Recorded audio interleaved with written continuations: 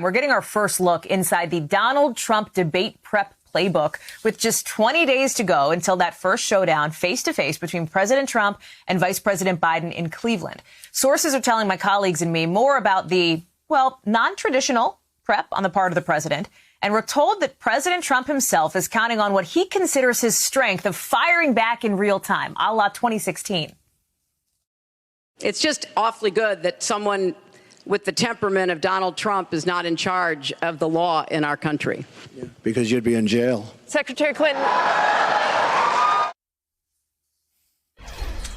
Let's bring in NBC's Monica Alba with more on what our sources are saying. So, Monica, this is a piece that just dropped over on NBCnews.com. You and I and our colleague Kara Lee and Mike Memoli have been working on this.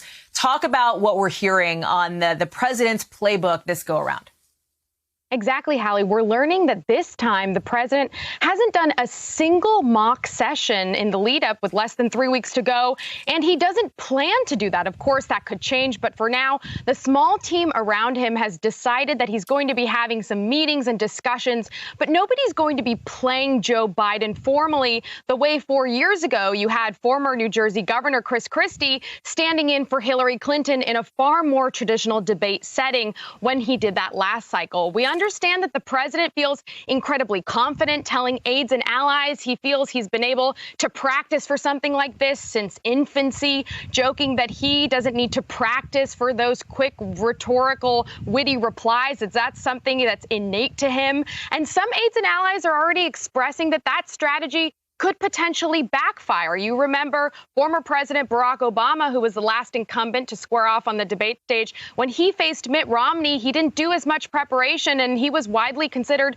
to have been bested by Mitt Romney, the Republican nominee at the time, and then they shifted their strategy. So there's a potential that that could happen here again. But remember, it was the Trump campaign and the team around the president who actually wanted more debate. They were worried that with early voting and so many Americans heading to the polls by mailing ballots essentially before November 3rd, that they wanted to be on the stage before September 29th, which is currently the first scheduled face-off one-on-one between the president and Joe Biden. But that was rejected by the commission. Instead, they're keeping the traditional format. So now, though, you have the president saying, I'm not going to be doing the traditional preparation. Of course, the campaign does concede that Joe Biden is a very skilled debater. He has 5 decades worth of experience. So you have the campaign and the reelect effort studying all of Joe Biden's past appearances on the debate stage as the president prepares for his own. He does have those to build on from 2016 and his experiences with Hillary Clinton. But as we're just a couple of weeks away,